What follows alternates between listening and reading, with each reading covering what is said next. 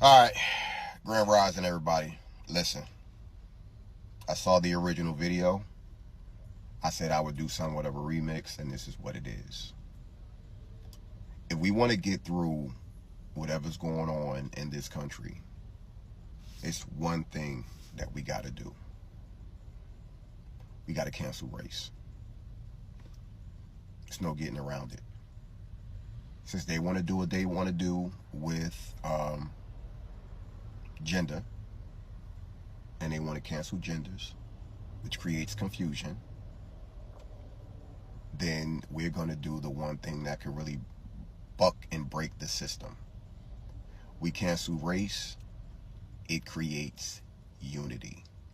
So, anybody, if you down with what I'm saying, in the comments, put hashtag cancel race. This is what we have to resort to. And I'm saying this because I do judge people on who they are. Because to be honest with you, anybody could be a piece of shit. Doesn't matter. They always say all skin folk ain't kinfolk. We've all been through that in all races. If you rock with me, I rock with you. Point blank, period, end of story. So, if you down, duet, stitch, repost, let's break the algorithm. No joke. Hashtag cancel race. Who's with me?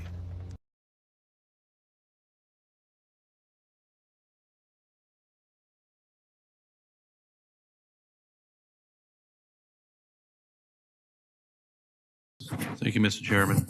Panelists, let me just go right down the line real fast. What % of our atmosphere is CO2? Take your best guess. You don't have to be accurate. All down the line. Repeat that question. What % of our atmosphere is CO2, carbon dioxide? Wild guess. It's okay. I'll bite 5%. 5? I'll just follow you then. We'll go 7. That's my favorite number. I'll see their 5 and suggest that we know that transportation causes 49% of CO2, so that's why we're all working on energy transition. All right. So what number do you think it is? 5. 5? How about you? I didn't hear you, Mr. Dreyer. 7. 7. Did you have one, Mr. Boyd? So we got a 5, 7, This Price is Right. 8. I'm going to get the high end. All right. Well, I appreciate that, and I don't mean to put you on ice. I ask a lot of people that because all we hear is climate change, CO2, CO2. I heard a couple of you on the panel saying you're looking to change your vehicles to electric, even though we don't have the electric grid. And me as a farmer, I wouldn't be real happy about running out and replacing $300,000, $500,000, $1 million pieces of equipment because someone wants it to be electric. The answer is 0.04%. Not 1%, not a half of a percent. It's 0.04%. And it's gone up from 0.03 over the last couple decades. This is what we're being all contorted into doing, is this tiny change in CO2. If we get below 0.02, plant life starts dying off. So it is the question. What is the shadow government? I'm gonna give a short answer as to the shadow government is the actual government that gives official orders to the elected government. I understand this could be hard to believe for some individuals, but the way it works, at least what I was able to witness for the past 20 years, is an extremely powerful entity behind the scene. And quite an entity, it does involve very influential individuals at the highest rank possible in finance as well as in politics. There are some heads of state behind the scene, indeed, and altogether 38 individuals run the daily lives of 8 billion people on Earth. Maria, the shadow government is the entity that is behind most, if not all, elected government that tell them what to do and what not to do based upon geopolitical agreements, most of them anchored in military abroad interventions. That's what the shadow government is. And I can tell you today that the Biden administration is under the control of the shadow government. I can confirm this without any hesitation based upon the information that I have. The whole entire world is being distracted by the P. Diddy case. What's going on with Diddy? The whole soap opera. So I sat back and I asked myself, why? Why are they making light of this right now? I mean, if he's wrong, he's definitely wrong. But why are they making light of it? What are they trying to hide? Because you know, usually when they got one thing going on over here, they have something else going on over here. So I did my research.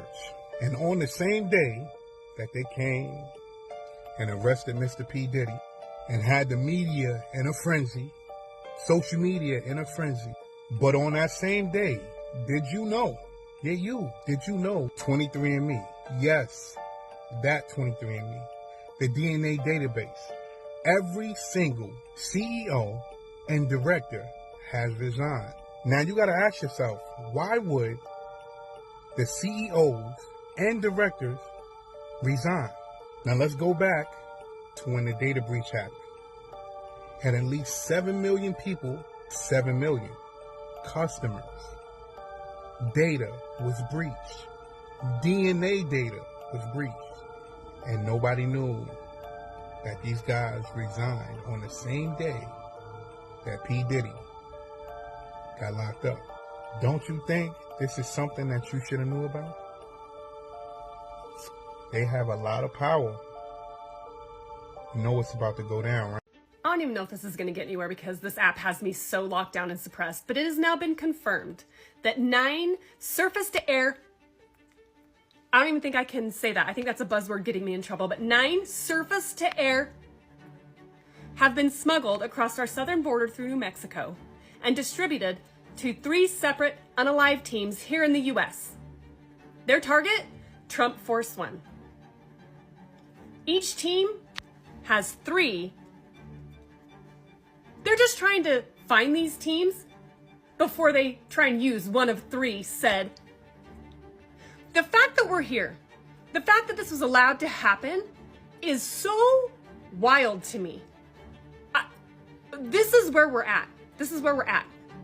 Trump needs to be in a bunker till this election, okay? Bunker. That's it. Put him in a bunker. We have very big problems going on here in New York City. Big, huge. Oh, you thought the Mayor Adams indictment was a big deal? No. There's more. The Venezuelan gang has gotten way bigger than they could have ever predicted. Listen, I don't doubt that Mayor Adams did wrong what they're saying that he did wrong, and Diddy did wrong what they're saying. But there's timing. There's a timing issue. It's all happening right now, and you have to ask yourself, why are they picking right now? Well, it's usually they had this information and they're holding it off to use it to distract you over there. I'll tell you what's going on. What's really going on is that the Tren de Agua has gotten so big that it's impossible to control. The reason why it's impossible to control is because Bill de Blasio, that fucking piece of shit mayor before Mayor Adams, had made it pretty permanent that if an illegal immigrant is in New York City and gets arrested or something, they cannot cooperate with ICE. Even worse is that the guards at these migrant shelters, anytime there's an incident with pew-pews, with drugs, with prostitution, they are not allowed to cooperate with NYPD. Right now, Randall's Island in the Bronx, one of the biggest migrant shelters, which is fucking crazy because I used to play baseball there as a kid. Randall's Island is like the hub for this Venezuelan gang. And what they are doing is smuggling in pew-pews and other substances through the food. When food is being delivered, they are hiding all these things into the food deliveries, and then the gang gets it and then distributes it. Now it has been confirmed that all 5 boroughs are now controlled by this gang. And there's nothing that anybody can do about it. Not one person in power can do anything. It has become so easy for them to take control of all these migrant shelters and have all these illegal businesses going on. By the way, this is the same gang with the Aurora, Colorado apartments. Same thing. If you are in New York City, the time to leave was yesterday and right now.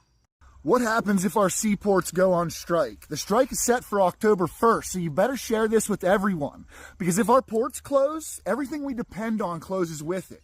Let's talk about what would happen within the month of October. On day 1, international fuel shipments are the first to feel the impact. Crude oil tankers stuck offshore means no new fuel entering refineries. By the end of the day, concerns spread across industries as gas stations, trucking companies, and airlines brace for immediate shortages. Everything from fuel to imported goods is at risk, but fuel becomes the most critical loss. By day 3, gas stations are starting to run dry and rationing begins. Prices surge as demand skyrockets. Without fuel, trucks can't deliver goods, and the first shortages show up in grocery stores. Businesses relying on imported oil, like refineries, scramble to maintain operations with whatever reserves they have left. The ripple effect starts to hit home. No fuel means no transportation, and without transportation, the flow of goods stop. Day 7, the energy crisis takes hold. Within the first week, the impact of fuel shortage deepens. Trucks, trains, and ships that move essential supplies across the country slow to a halt. Agriculture and manufacturing are crippled, unable to operate without fuel for machinery and transportation. Airlines begin canceling flights, and public transportation services are cut. Gas prices hit all-time highs as panic buying intensifies. By week 2, the power grid struggles and collapse looms. Power plants that rely on imported fuel start to struggle, and blackouts spread as they ration what's left.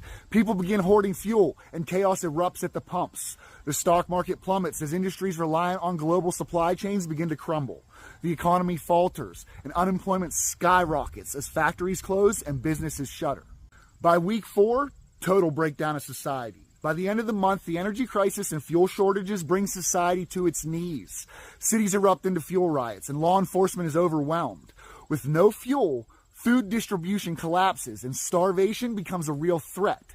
Communities are left to fend for themselves as fuel reserves dry up completely, leaving transportation, emergency services, and the economy in ruins. Without ports, crude oil can't get in. Without crude oil, fuel can't be made. Without fuel, everything grinds to a halt. When the fuel stops, America stops. And just so we're clear, this could all happen within the month of October. AP out.